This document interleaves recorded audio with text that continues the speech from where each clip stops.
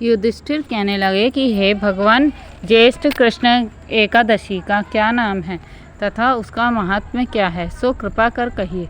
भगवान श्री कृष्ण कहने लगे कि हे राजन, यह एकादशी अचला तथा अपरा 2 नामों से जानी जाती है। पुराणों के अनुसार ज्येष्ठ कृष्ण पक्ष की एकादशी अपरा एकादशी है, क्योंकि यह अपार धन देने वाली है। जो मनुष्य इस व्रत को करते हैं वे संसार में प्रसिद्ध हो जाते हैं। इस दिन भगवान श्री विक्रम की पूजा की जाती है। अपरा एकादशी के व्रत के प्रभाव से ब्रह्म हत्या, भूत योनि, दूसरों की निंदा के सब पाप दूर हो जाते हैं। इस व्रत के करने से पर स्त्री गमन, झूठी गवाही देना, झूठ बोलना, झूठे शास्त्र पढ़ना या बनाना, झूठा ज्योतिषी बनना तथा झूठा वैद बनना आदि सब पाप नष्ट हो जाते हैं।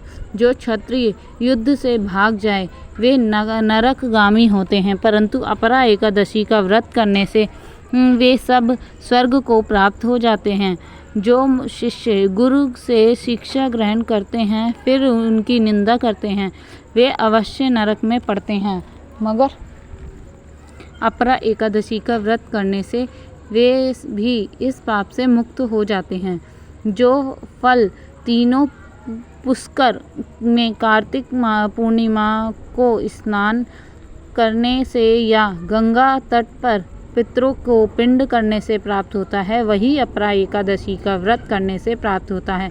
मकर के सूर्य में प्रयागराज के स्नान से, शिवरात्रि का व्रत करने से, सिंह राशि के बृहस्पति में गोमती नदी के स्नान से, कुंभ में केदारनाथ के दर्शन या बद्रीनाथ के दर्शन, सूर्य ग्रहण में कुरुक्षेत्र के स्नान से, स्वर्ण दान करने से अथवा अर्ध प्रसूता गोदान से जो फल मिलता है वही फल अपरा एकादशी के व्रत से मिलता है। यह व्रत पाप रूपी वृक्ष को काटने के लिए कुल्हाड़ी है। पाप रूपी ईंधन को जलाने के लिए अग्नि, पाप रूपी अंधकार को मिटाने के लिए सूर्य के समान, मृगों को मारने के लिए सिंह के समान है।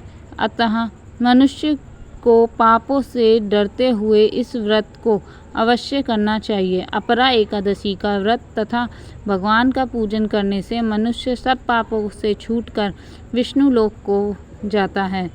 इसकी प्रचलित कथा के अनुसार प्राचीन काल में महीध्वज नामक एक धर्मात्मा राजा था। उसका छोटा भाई वज्रध्वज बड़ा ही क्रूर, अधर्मी तथा अन्यायी था। वह अपने बड़े भाई से द्वेष रखता था। उस पापी ने एक दिन रात्रि में अपने बड़े भाई की हत्या करके उसकी देह को